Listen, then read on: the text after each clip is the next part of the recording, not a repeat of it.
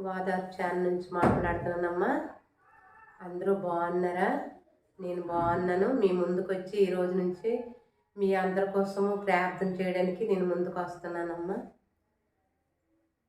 చెల్లెళ్ళు, అక్కలు, అందములు అందరూ నా ఒక్క శ్రేయాభిలాషులు అందరూ బాగుండాలని దేవుడికి నేను అడుగుతున్నాను.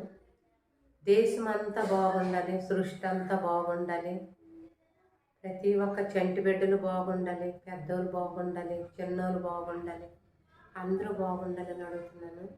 మీకు ఎప్పుడు నేను చెప్పుకున్నది ఏంటంటే, చదువులేని నేను దేవుడు నాకు ఈ అవకాశం ఇచ్చారు. ఆ అవకాశాన్ని వినియోగించుకోవడానికి దేవుడి దగ్గర నేను ఎంతో గాజాడి మీకోసం నేను ప్రార్థన చేస్తున్నాను. సర్వశక్తిమంతుడు దేవుడు ఎల్లవేళ మీకు కాపాడాలి. భూమి ఆకాశం సృష్టించిన దేవుడు ఎల్లవేళ మిమ్మల్ని కాపాడాలి. మీతో పాటు నన్ను కూడా కాపాడాలి. అందరికీ కాపాడాలి. అందరూ ఆయురారోగ్యంతో ఉండాలి. అందరూ సుఖశాంతులతో ఉండాలి.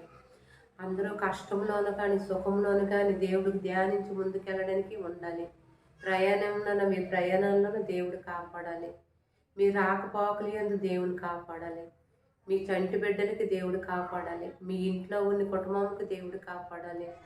మీ ఇంట్లో ఉన్న పెద్ద బిడ్డలు, చిన్న బిడ్డలు అందరికీ దేవుడు కాపాడాలి.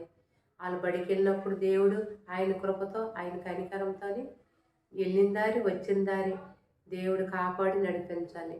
అలాగే ఇంట్లోన ప్రతి ఒక్క చెల్లెమ్మ, ప్రతి ఒక్క అక్కయ్య, ప్రతి ఒక్క తల్లి తండ్రి అందరూ కూడా పనుపాట్లు చేస్తుండగా దేవుడు కృపతోని కనికరంతోనే కాపాడాలి.